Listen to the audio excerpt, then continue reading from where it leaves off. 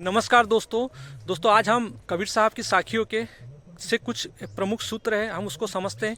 ये सूत्र निश्चित ही हमारे जीवन में एक नया आध्यात्मिक परिवर्तन लेके आएगा। दोस्तों, कबीर साहब कहते हैं कि वस्तु पाई है गाफिल मत रहना, हर दिन करो कमाई, घट के भीतर चोर लगत बैठे घात लगाई।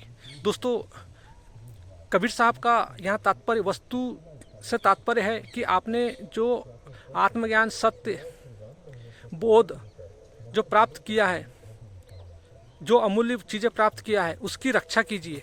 उसकी रक्षा के लिए निरंतर आप, क्योंकि ज्ञान अंत नहीं होता, उसकी रक्षा करना जरूरी होता है। दोस्तों, इसीलिए वे कहते हैं कि हर दिन करो कमाई। यहाँ कमाई से उनका तात्पर्य ये नहीं होता कि आप धन कमाओ, पैसा कमाओ। उनका मतलब होता है कि रोज साधना करो, जागरूकता करो, आत्मचिंतन करो, अवलोकन करो, ताकि आपके अंदर जो बैठी अज्ञानता है, जो रूढ़िवादी परंपरा कल्पना, जो ये पैटर्न रूप में जो बैठे हैं, ये इनसे आप मुक्त हो सको।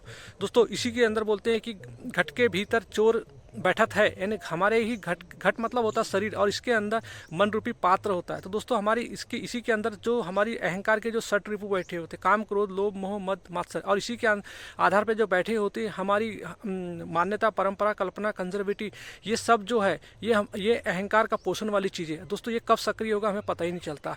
तो इसी प्रकार बोलते हैं कि जो मतलब बैठे घात लगाई, मतलब जो ये एकदम सक्रिय रूप में दिखते हैं, लेकिन कब प्रभावित होंगे ये हमें कुछ पता नहीं होता। दोस्तों, इस साखी का सार ये है कि जो हमने जो आत्मज्ञान प्राप्त किया है, इसके प्रति हम लापरवाह ना हो जाए, यानी गाफिल ना हो जाए। हमें इस यानी हर दिन कमाई करना, यानी इसी की रक्षा के लिए हमें निरंतर साधना करना है, आत्मावलोकन, आत्मचिंतन करना है, ताकि जो हमारे अंदर जो मन के पात्र में जो सट रिपु बैठे हुए हैं, और जो मान्यता, परंपरा, कल्पना बैठी हुई है, हमारे ऊपर हावी ना हो। और इसी के लिए दोस्तों, क्योंकि हमारे अंदर ही ऐसे कुछ जो हमें सक्रिय रूप में दिखाई नहीं देते, लेकिन वो मौका पाते ही सक्रिय रूप में एक्टिव होते हैं और वो हमारे सबकॉन्शियस माइंड को खा जाते हैं। तो दोस्तों, कहने का मतलब ये है कि हमने जो कुछ भी अपने जीवन में पाया है, यानी ज्ञान रूपी, उसको हमें सतर्कता रखने की ज़रूरत है। दोस्तों, जब भी मैं मान्यता, परंपरा, कल्पना, कंजर्वेटिव की जो बात करता हूँ, पैटर्न की, तो दोस्तों इसका मतलब होता है कि दोस्तों ये एक सब प्राकृतिक गुण है, और हम मनुष्य जो होता है वो चेतना का प्राणी होता है। दोस्तों, यदि हमारे मन में यदि मान्यता, परंपरा, कल्पना, हैबिट, पैटर्न्स, आदत, ये दोस्तों हमारे सब ये पार्श्विक वृत्ति में कहलाते हैं, क्योंकि ये आदत होती है, और आदत मतलब होती है मशीनरी चीज़ है, मैकेनिकल चीज़ होती है। यदि हम इसको पकड़ के ही हम जीवन जीते हैं, तो ये हमारे लिए सबसे बड़ा कहना चाहिए, हमारा विकास, डेवलपमेंट रुकता है। दोस्तों, हम चेतना के प्राणी, हम समझ के प्राणी हैं, हम बोध के प्राणी हैं। और दोस्तों, हम एक मशीनरी, मैकेनिकल में जिएंगे तो हमारा जीवन कैसे होगा? हमारे अंदर अनंत पॉसिबिलिटी बैठी है, लेकिन दोस्तों जब भी हम इस रोबोटिक पैटर्न में जीते हैं, तो हम अपने अंदर की जो अनंत पॉसिबिलिटी उसको खो देते। हम एक मशीन रोबोटिक पैटर्न में काम करने थे, जो जैसा आपने एक रोबोट को देखा है।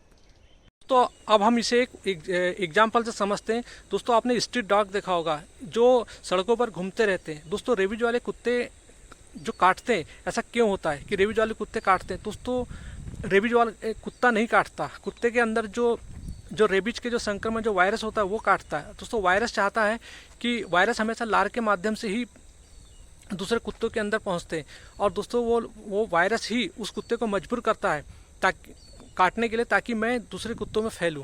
तो दोस्तों, इस प्रकार से ये वायरस जो होते हैं, क्योंकि वायरस हमेशा क्या होता है कि वो एयर में नहीं रहता, तो वो हमेशा होस्ट बॉडी में रहता है, और होस्ट बॉडी के कारण के से ही एक दूसरे बॉडी में वो निरंतर फैलते रहता है। दोस्तों, जो वायरस होता है वो कुत्ते के ब्रेन में पहुंच जाता है, और ब्रेन से लार में आ जाता है। अब वो वायरस नहीं होता, अब वो पूरा तरीके मतलब अब वो कुत्ता नहीं रहता, वो पूरी तरह से कुत्ते के अंदर एक वायरस बन जाता है। तो दोस्तों, और वायरस अपने अंदर ऐसा छुप जाता है, वो दिखाई नहीं देता जब तक उसके पूरे सिम्टम उस बॉडी में न फैल जाए। तो दोस्तों, और वो पूरी तरीके से मतलब पूरे कुत्ते की बॉडी में पूरा वायरस फैल जाता है, और जब वो वायरस पूरा तरह से फैल जाता है तो कुत्ते को और मजबूर करता है काटने के लिए। तब कुत्ता दूसरे कुत्ते को काटता है, और दोस्तों इसी तरीके से निरंतर वो वायरस एक कुत्ते से दूसरे कुत्ते में फैलने लगता है।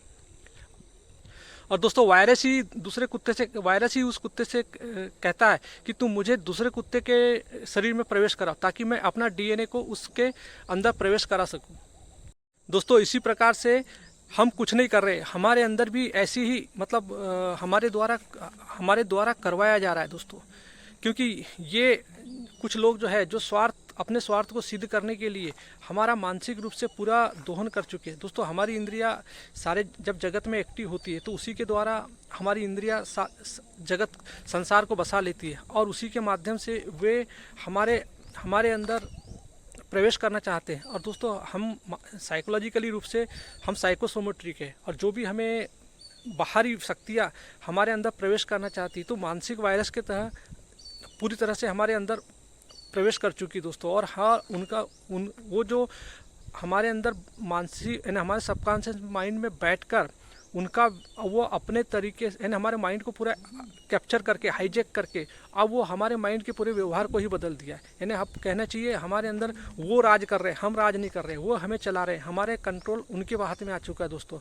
और आज यही कारण है दोस्तों कि हम पूरी तरीके से मानसिक गुलाम होते जा रहे हैं। आज हमारे अंदर देखिएगा ऐसे जो वेस्टर्न कंट्री के जो कल्चर है वो पूरे तरीके से कितने ज़्यादा हाईजैक हो गए। और दोस्तों इनके पीछे भी सबसे बड़ा एक स्कैंडल ही कहना चाहिए जो हम मानव को गुलाम बनाया जा रहा है। दोस्तों आज हमारे अंदर हमारे ही जो उच्चतम सनातन ग्रंथ हमारे पास रखे भगवान श्री कृष्ण की गीता उपनिषद जैसे दर्शन शास्त्र जैसे ग्रंथ रहने के बाद आज हमें मानसिक गुलाम बनाने के लिए वो दोस्तों ये हमारा समाज ही है जो हमें वास्तविक जो हमारे मानवता के जो ग्रंथ है जिसको हम श्रुति के ग्रंथ बोलते हैं ये नहीं चाहता कि ये समाज नहीं चाहता कि मनुष्य के अंदर ये ज्ञान मिले, क्योंकि वो चाहता है कि जिस दिन मनुष्य के अंदर वो गीता उपनिषद दर्शन शास्त्र का ज्ञान चले जाएगा तो दोस्तों ये मतलब जो स्वार्थ के कारण हमारे माइंड को जिन्होंने हाईजैक करके रखा है उनका स्वार्थ कभी सिद्ध नहीं हो पाएगा। तो दोस्तों इसीलिए आपने देखा होगा कि जो टीवी पर कथाकथित बाबा लोग जो है